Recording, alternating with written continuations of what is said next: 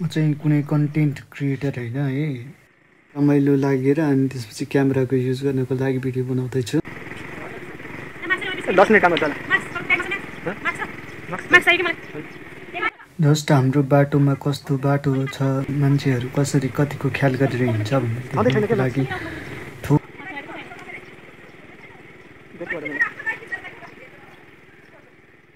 Video बनाउन थोरै try गर्दैछु है। आफ्नो साधन चलाउन थालेपछि आफूले अगाडि मात्र नहेरेर अगाडि पछाडि दायाँ बायाँ सबै हेर्ने बानी गर्नुपर्छ है। जब पछाडिबाट कहाँ आइरहेछ, पछाडि जानु यताउता जानु छ भने कहिलेकाहीँ साइडतिर पनि हेर्नु पऱ्यो। त्यसमा ओभर स्पिडले मात्र एक्सिडेन्ट हुने भन्ने हुँदैन है।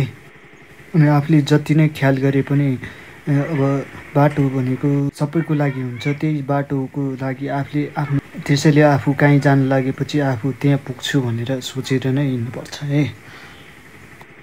त्यसैले अब ऐनाहरू सबै मिलाएर पुरै आकाशतिर फर्काएर ऐना फर्काएर हिँड्छन् बाटोतिर फेरि।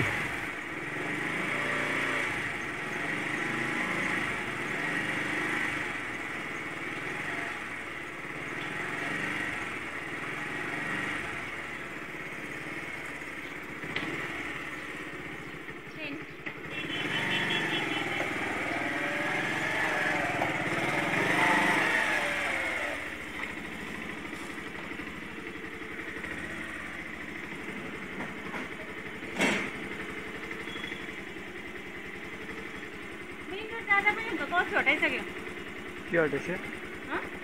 मेन रोड नजाने, मेन रोड नजाने भइगयो नि।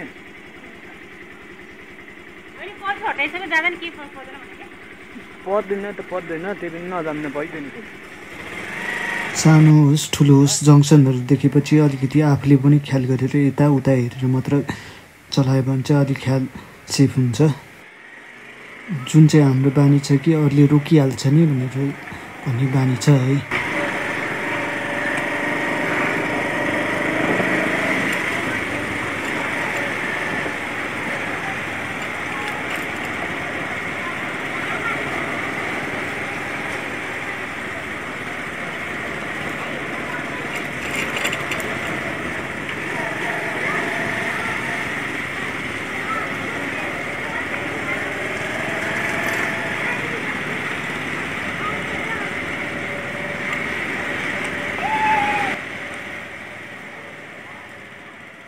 यता चाहिँ हाम्रो गाउँको बाटोमा वान वे बनाएको छ, सानो साँगुरो बाटो भएर 1-2 व्हिलरको लागि चाहिँ जताबाट गए नि हुन्छ, 4 व्हिलरको लागि चाहिँ वान वे बनाएको छ है।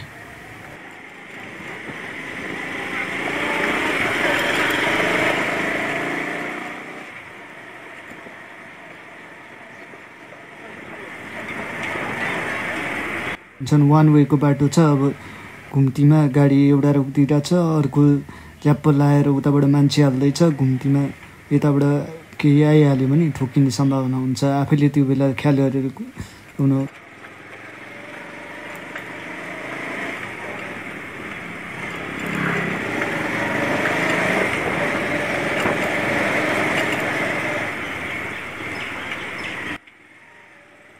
यता 3टा कुना भएको जङ्सन छ। अब मान्छेहरू पनि यस्तै हुन्छ कि बाटोमा हिँड्ने अब आँखा नहेरिकन हिँडिदिन्छन् नि। अब यहाँ 3जना हेर्नु एकैचोटि यताबाट उताबाट आँखा कहीँ पनि नहेरिकन मस्तसँग बाटो काटिदिन्छन् है।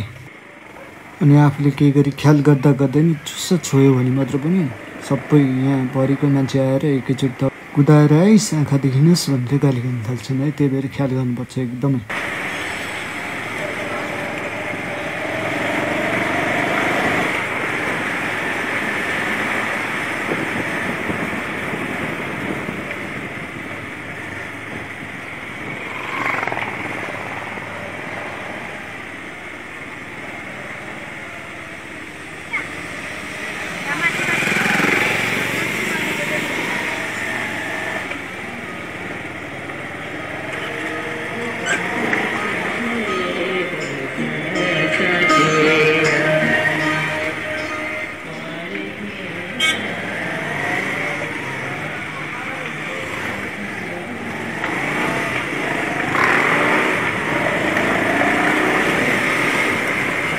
अब यो गुडिटा गाडी पनि कहिलेकाहीँ च्याप्प रोकिदिन्छन्, त्यो बेला चाहिँ के ख्याल गर्नु पऱ्यो भने अब उनीहरूले त साइड लाइट बालेर ठ्याक्क इन्डिकेसन दिनुपर्ने हो होइन।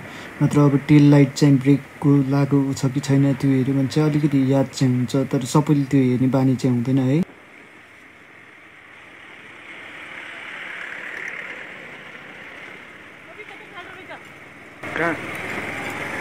खाल्डो थियो खाल्डो थियो र कस्तो खाल्डो छ त्यो ढलोलाई ढलो कि इनार हो त्यहाँ इनार बनाउँछ कस्तो त्यो इनार होला पुरै खाल्डो छ क्या गइरे अलिकति निकालेर राखेर छ के ढलोलाई चाहिँ अनि इनार बाटोमा बनाउँछ त कस्तो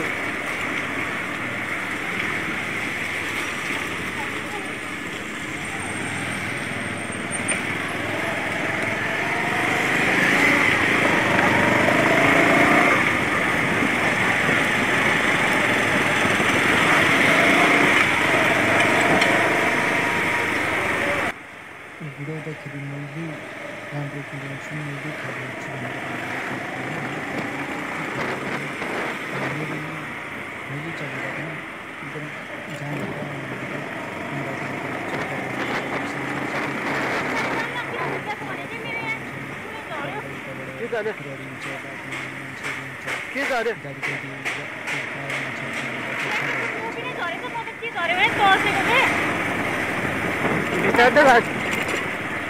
तीसको स्पिडमा गएर चाहिँ अब यहाँ दाइले हेर्नुभयो भने बाटो काट्नलाई ठ्याक्क थोरै अलिकति हेरेको छ, अनि त्यसपछि बाटो काट्न मिल्छ भनेर चाहिँ अब बाटो काटेको छ है। अब यसरी बाटो ठ्याक्क छड्के पाराले बाइक स्कुटरहरू छ भने साइकलहरू छ भने ठ्याक्क काटिदियो भने हामीलाई पनि थोरै स्पिड कम गर्न दिमागमा आफै आउँछ। यहाँबाट छ कि यताबाट जानुपर्ने त्यहाँबाट ठाउँ त थियो होला नि छ त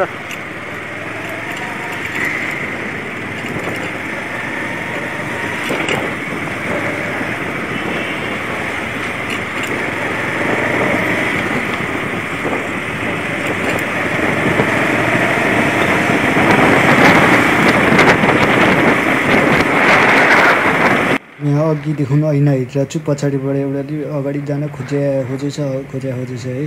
उताबाट जाने बाटो त्यत्रो खाली डाउन राखिदिरहेको छु, त्यो पनि खोजेछ। अब त्यहाँ साइड लाइट बालेको ठ्याक्क देख्ने बित्तिकै मैले ठ्याक्क अब मैले देब्रेपट्टि साइड लाइट बालेर उसलाई म उता जान लाग्छु भनेर भन्दैछु। त्यो गर्दै पनि अलिकति देब्रे जान लाग्छु भन्दा वा तार अब चुस्स कन्टेन्ट बनाउने हो भने आफैले उता लगेर ठोकिदियो भने कन्टेन्ट बन्छ है। यसरी नै युट्युबबाट कन्टेन्टहरू बन्छ भन्ने चाहिँ।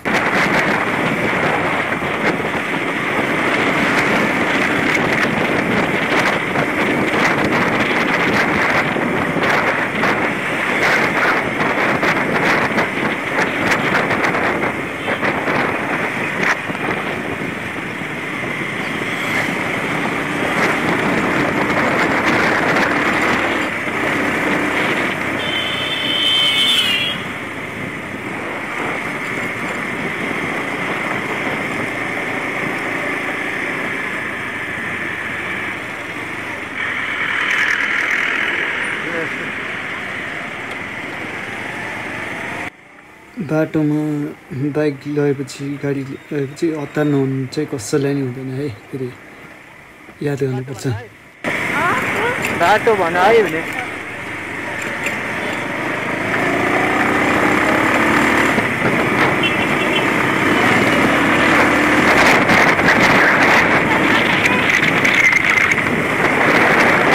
ख्याल गर्ने मान्छे पछाडि राख्यो भने चाहिँ नकुदाउनु हुने चाहिँ भन्ने हुन्छ है पछाडिबाट।